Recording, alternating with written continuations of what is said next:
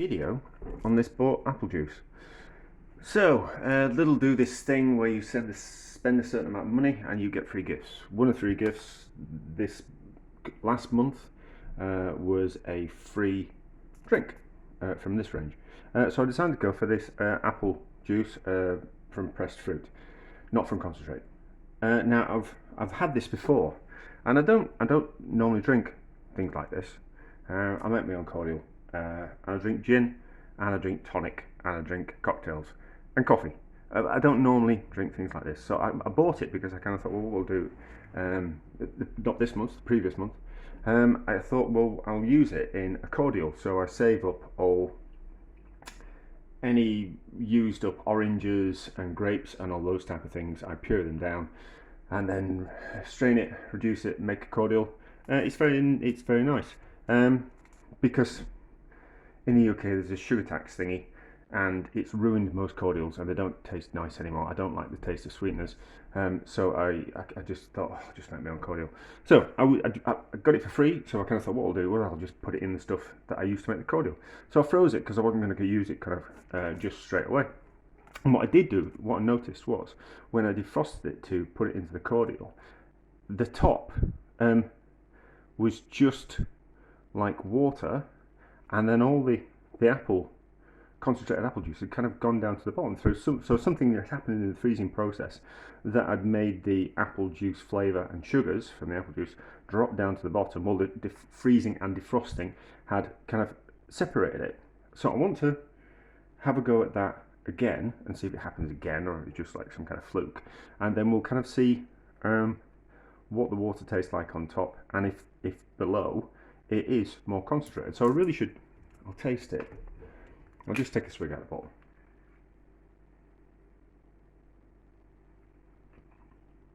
Alright, that's definitely apple juice. So let's freeze this and defrost it, and then we'll have another look at it, and we'll see if it's separated into water at the top and concentrated apple juice and sugars at the bottom. Right, so it has defrosted, and it definitely looks like there's a line there. You see that? I don't think it's just a shadow in the juice. Well, let's just whip off the label and have a better look. Right, so the label is off. It's definitely looking darker down the bottom. I don't know if that's just because the light's coming from the top. Have I got a torch or something? Let's see what we've got. Hang on. So, there we go. I put a light at the back of it so we can see. It's certainly looking, I'm going to move it. It's certainly looking lighter there. It's the same, it's only starts to get thinner at the top of the bottle there, so that would suggest that it's denser at the bottom, therefore there's more sugar in that and more light at the top. Let's give it a taste. I think what we'll do, we'll pour a little bit off the top, and then what I think we'll do is to get some from the actual bottom, we'll stick a hole in the bottom somewhere down there, and then drain some out from the bottom, which will be a bit of a faff, because we'll have to catch it and then plug it somehow, but we'll see how we go. Right, so let's taste some from the top, trying not to agitate it too much or anything like that. So this is some from the top. It tastes a little bit of apple, but mostly kind of quite watered down. So right, how are we going to do? Well, that's water in the bottom. I just defrosted it in the fridge in this container. That's obviously some condensation and ice that formed on the outside. It won't be appley that. So how are we going to do this? Well, we need that back, don't we? And then we'll just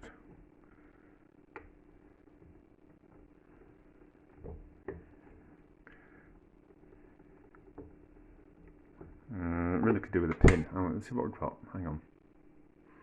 Right, so we've got a scalpel blade. This will do. We'll go in nice and easy. A bit of twist. Squeeze in there like that, and then just plug the hole in my finger. Give this a taste. Yes, so that's really sweet and really concentrated at the bottom. So why has that happened? I don't know. I don't know. I don't know. But what I do, so we can turn it upside down, can't we? We can do that. And that'll do that. So it's mixed it now. But why would that have happened? I've got a cloth. I did have a cloth. Why would that have happened? Now I do know that if you freeze a stock and it's a little bit cloudy, when you defrost it and put it over a cloth, what happens is the clear stock, or the water comes out of the stock, but it does separate. Now, is it separating because of the sugar in there? Is the water freezing quicker so it goes to the top? Is either the water or the sugar's freezing at a different rate, so the sugar's then sinking to the bottom, and therefore the water then floats to the top, because a sugar syrup will have a higher specific gravity than water. So a sugar syrup, a 1 litre of sugar syrup will weigh more than 1 litre of water, and that's a specific gravity. I know about this because we used to weigh oil to measure volume.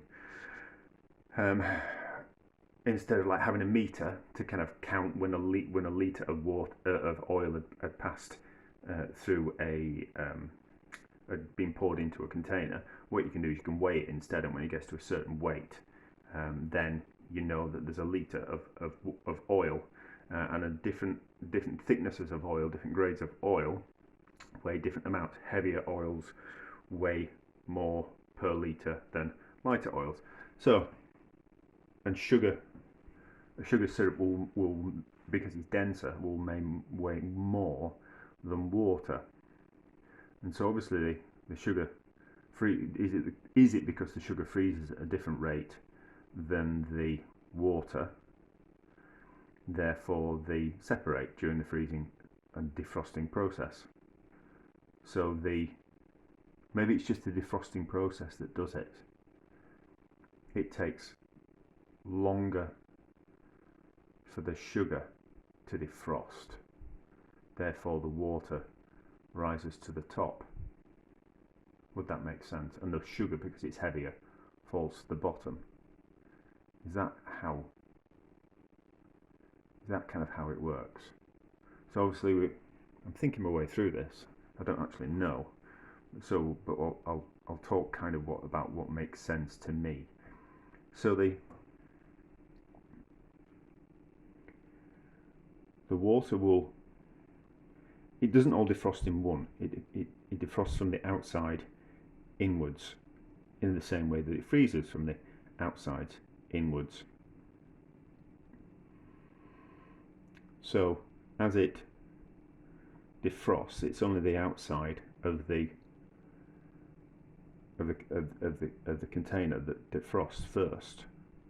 So is it then naturally the water is the first thing to defrost first, and then that moves then to the top of the container as it defrosts, because it's like a solid block inside. So therefore does it then, and it's also defrosting on the bottom as well, does that mean that the water then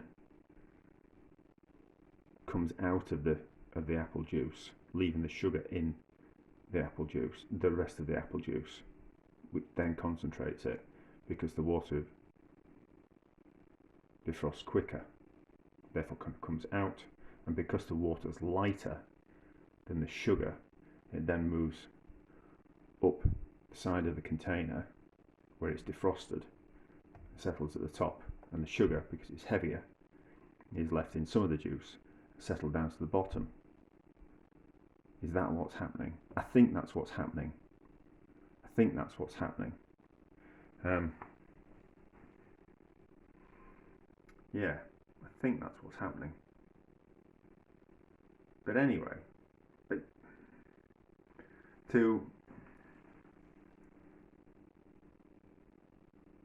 right. So, what practical use has this got? So to remove the liquid from something, you generally have to heat it, because freezing takes more energy than heating something. To take water up to 50 degrees more than room temperature, it takes less energy for it to take it up to 50 degrees higher than room temperature than it does to chill it down 50 degrees below room temperature. So the natural way to remove liquid from liquids, the water from like a fruit juice, would be to boil it, and then you'd evaporate off the water and be left with sugar and apple flavour. The only problem with heating something is that you're cooking it. So if you imagine the difference between a fresh apple and a cooked apple, they both taste of apple, but in a different way. Bear with me on this one. So by heating something to make it more concentrated, we are changing the flavour of the thing that we're heating. But through the freezing process, we're not changing the flavour. All we're simply doing in that way is separating the water from the sugar and the concentrated apple flavour through the freezing process. So there's no cooking, it's just freezing and defrosting. So it's not affecting the flavour, because freezing really doesn't kind of affect the flavour. Freezing heightens flavour, but only in a frozen state. So that's when you're making sorbets. You have to kind of compensate for a sorbet tasting different in a frozen state as opposed to a liquid state. So if we were wanting to remove the water content of something like this to make it more concentrated and not change its flavour through the cooking process, freezing it this way and defrosting it, and then potentially freezing it and defrosting it again, and freezing it and defrosting it again, would remove water without changing the flavour. I don't know what practical use that is, and I don't know if I'm completely correct in what I've said. It might be the other way around. You know, it's the sugar that's melting quicker than the water. Therefore, because the sugar is heavier, it's falling down to the bottom of the container. Maybe I've got it the wrong way around, but it's the freezing process that's separating them out. The sugar is defrosting at a different rate, a different time stroke rate than the water, and that's why we're getting the separation. So I don't know what use that is whatsoever, but if I ever wanted to, and I presume because it works with apple juice, it'll work with other juices as well. So if I wanted to, I made some pomegranate liqueur.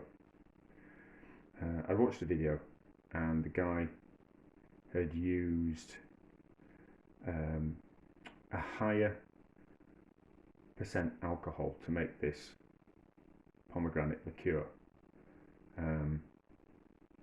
because obviously if you were to add a gin or a vodka to pomegranate juice, it wouldn't be very alcohol. If you wanted an alcohol level of a liqueur, you'd end up not. You couldn't get the alcohol level up without reducing the amount of pomegranate flavour of it. So you use a higher grade, higher percentage alcohol to get the pomegranate juice up to, I don't know, like 20% alcohol content or something like that. Whereas if you were to add something like vodka, you'd have to add you wouldn't really get a pomegranate liqueur. You'd just get a flavoured vodka if you were to add pomegranate juice, which I think's kind of like the difference. That makes sense to me. So what I did was it was food grade alcohol, and food grade alcohol, you kind of really need to distill it again to remove some of the things remove some of the parts of alcohol that give you a hangover. It's safe to drink, but it gives you a bit of a nasty hangover. So what I did was I reduced the pomegranate juice down, and then added that to vodka, which is a distilled alcohol, is vodka, and it doesn't give you as bad a hangover as the food grade alcohol. So if I was to want to do that experiment again and not reduce the pomegranate juice and therefore cook it and it change its flavour, by taking pomegranate juice, freezing it and then defrosting it, would remove some of the water in the pomegranate juice without changing its flavour and making a more concentrated pomegranate juice. And then we'd be able to tip off the water, and then we potentially could repeat that process again. Get rid of the water, freeze it, defrost it, get rid of some of the water, and then have an even more concentrated pomegranate juice without having to boil it to reduce to get rid of the water, excess water that way, because once we heat something, we change its flavour. So by doing that with pomegranate juice, we would keep the crisp pomegranate juice flavour without heating it and changing that flavour. So it would taste like a more of a natural pomegranate juice flavour rather than a pomegranate syrup. Yes, so it does have some practical uses. This is just me thinking out loud and thinking my way through things. I haven't really thought about this too much. I'm just thinking my way through it now. Anyway, I think that's kind of quite interesting, and at some point in the future I might be able to use that information. And just because you're faffing around with something and you don't it doesn't have any practical uses at this particular moment in time, it doesn't mean it won't have a practical use in somewhere in the future, or we can't take this knowledge, this base knowledge, and apply it to something else. But there we go. I think that's really fascinating. Therefore, that's a success.